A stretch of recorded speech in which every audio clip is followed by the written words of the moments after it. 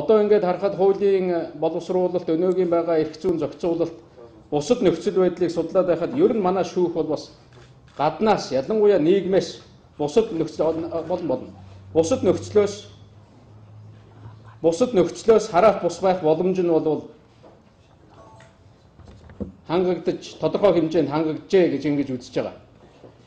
Гэтэл яг шүүх дотроо бие биенээсээ хараат байдаг ийм байдал байгаа биш байгаа гэсэн. Энэ бол нэлээд тийм санаа зовох төвшөнд байна уу гэж ингэж би ойлгоод байна л. Шүүхийн мэрэгжлийн удирдлага, захиргааны удирдлага гэж ярьдаг. Яг үндсэн хууль аваад үзэхээр захиргааны удирдлага, мэрэгжлийн удирдлага ингэж хангана гэсэн ийм зарчим бол тийм заагаагүй байгаа.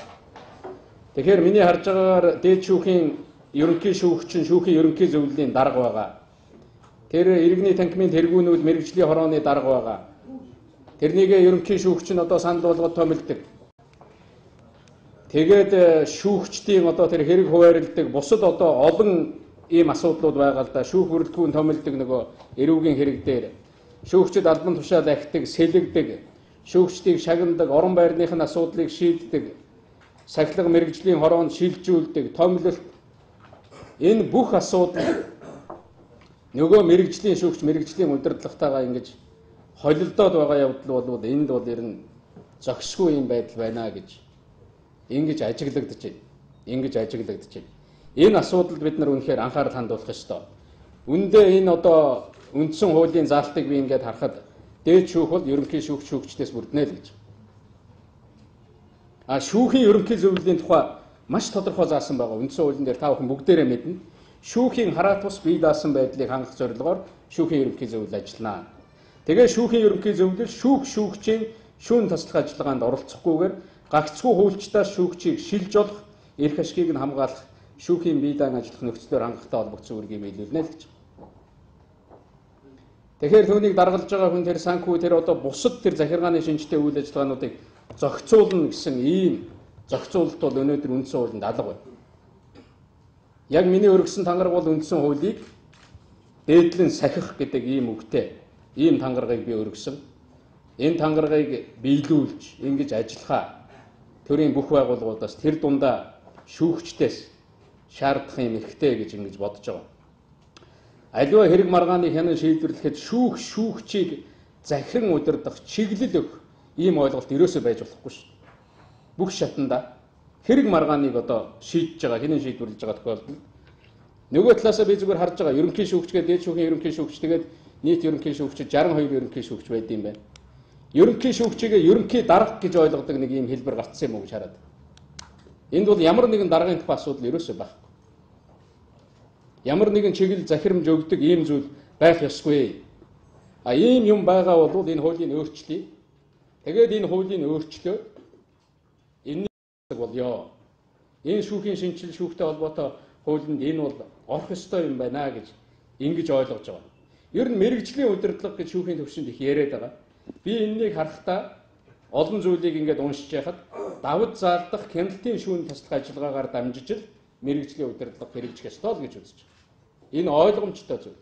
Тэр мэрэгжлийн удирдлага нь давд заалдж байгаа тэр хяналтын шатны шүүн таслах ажиллагаагаар хэрэгжих ёстой болохоос биш хэн нэгэн дарга хэн нэгэн ерөнхий шүүгчийн удирдлагаар хэрэгждэг зүйл биш байхаа гэж бодож байгаа.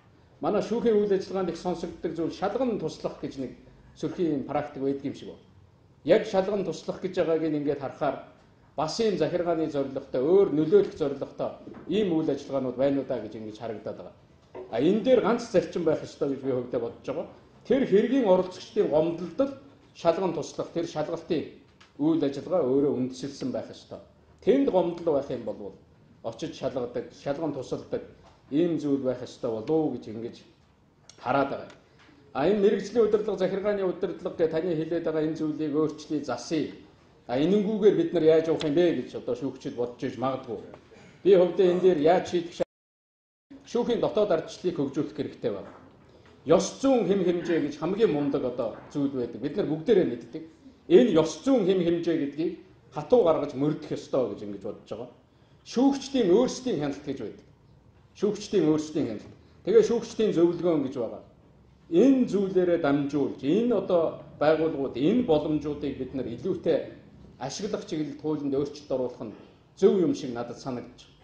Түүнээс биш тэр чиглэл өгдөг. Ялангуяа шүүн таслах үйл ажиллагаанд дээр дороос чиглэл өгдөг зүйл байна уу гэд мэдээж шүүгчдээс өнөөдөр асуухаар бүгд л одоо миний асуусан улсууд бол ер нь нэгэн дуугаар байхгүй л гэж ингэж хариулээд. Би зүгээр харж байхад энэ анхан шатанд ажиллаж байгаа шүүгчид бол хадны завсар авчуулагдсан нөгөө халиуны зулцэг гэдэг шиг хүнд нөхцөлд ажилладаг юм болов уу гэж заримдаа боддог. Тийм учраас миний зорилго бол бүх шатанд ямар ч шүүгч ажиллаж тэр шүүгчийн хараат бус байдлыг л хангаж шудраг ажиллаж байгаа бол дэмжиж ажиллая. Эрх зүйн хувьд нь ч нийгмийн талаас нь ч бүх асуудлыг шийдэхэд тэр шүүгчийг дэмжиж ажиллая. Шудраг бус ажиллаж байгаа. Ёс зүйгөө зөрчиж байгаа бол хариуцлага тооцдог байя гэж ингэж л одоо ойлгож байгаа. Ер нь энэ шүүхийн ерөнхий зөвлөлийн холбоотой хуультай холбоотой зүйлүүдийг өөрчлөх нь зүйтэй гэж бодож байгаа. Бид нар сая улсын их хурлд ерөнхийлөгчөөс санал болгох одоо хэлэлцүүлэх хуулийн төслүүд гэдэг дээр ерөөсөө шүүхтэй холбоотой багц хуулийн төслийг өгж байгаа. Тэр шүүх одоо хэрэг маргааныг хинэн шийдвэрлэх, бусад одоо нөгөө талаас тэр эрүүгийн байцаан шийдэх хууль, эрүүгийн хууль, иргэний хууль, прокурор, өмгөөлөл, шүүх гэх. Ер нь энэ зүйлүүдээ нэг багцаар нь авч харъя. Бид нар 15 жил, 20 жил шилжилт хийлээ. Одоо ялангуяа хуулийнхаа орчинд нэг өөрчлөлт хий. Олон хүнээс сонсч сант марл бусад судалгааны байгууллагуудын гаргасан судалгаатай танилцж байхад 5 хүний 4 нь өнөөдөр шүүхийн байгууллагын үйл ажиллагаанд сэтгэл дундуур байна гэж хариулсан байна. 100 хүний 80 нь өнөөдөр сэтгэл дундуур байна гэж хариулж. Энэ юунаас болоод? Эннийг үнэхээр одоо харах шаардлагатай зүйл болов. Эннийг энд ерөнхийлөгч хэлэх ёстой гэж ингэж л ойлгож байгаа. Тэр шүүхийн шинжилгээний индекс гэж зүйлээр манай шүүхийг огт хангалтгүй ажиллаж байна гэсэн ийм зүйл гарсан ба.